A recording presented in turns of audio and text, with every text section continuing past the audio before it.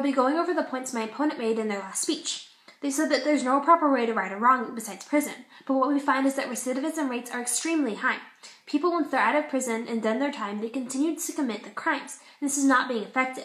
My opponent said that it can help them reevaluate the choices they made and then make changes while they're in prison. But recidivism rates are extremely high. They're not making changes. Once they're out of prison, they're still committing crimes, and it's not being effective. According to uscourts.gov, recidivism rates with probation are lower than with prisons, and so thus probation is a better option to lower recidivism rates, a huge problem in our prison system. My opponent says that probation does not work, and that we have to have the prison system in order for it to work, but that's not true, because as punishment for not following the probation, we can do stricter probation and limit more freedom. For example, if a person steals something, gets probation, and then violates it, they can go to they should have more meetings with their parole officers or have more conditions of house arrest.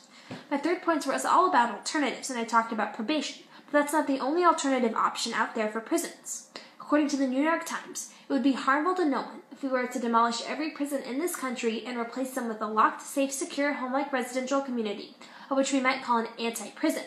Such a community would be devoted to providing forms of therapy for its residents and then forms of education for these inmates. This is just another alternative of which can be effective at reducing recidivism rates in prisons and be more effective as a whole. My opponent said, how could we compare other countries with different legal systems? But most, if not all, have the same goal, to punish criminals for the wrong that they've done in the community.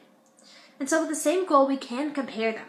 My opponent said I know specified the countries. Well, to specify some of the countries which have 5 to 10 times higher, or we have 5 to 10 times higher incarceration rates than, is United Kingdom, Portugal, Canada, Belgium, Italy, France, Netherlands, Denmark, and Norway. PrisonPolicy.com says that U.S. incarceration rates are actually higher than every other country, so this is true for every other country inside the world. My opponent said that they have different circumstances, so thus they cannot be compared. But the population point isn't true, because the evidence uses it per 1,000 people, not per population. There are different cultures in different lands, but we still compare everything. We compare military, GDP, pollution, the list can go on and on. Comparison is used a lot to improve, and we can use it in this situation to improve our prison systems. And the best way to improve them is to abolish them altogether and to put an alternative system in. They said that we can get our money back with prisoners working. The evidence I said is that about $31,000 is the cost per inmate. The evidence my opponent gave is $5,000 would be saved. This is still $26,000, which is a high amount of money.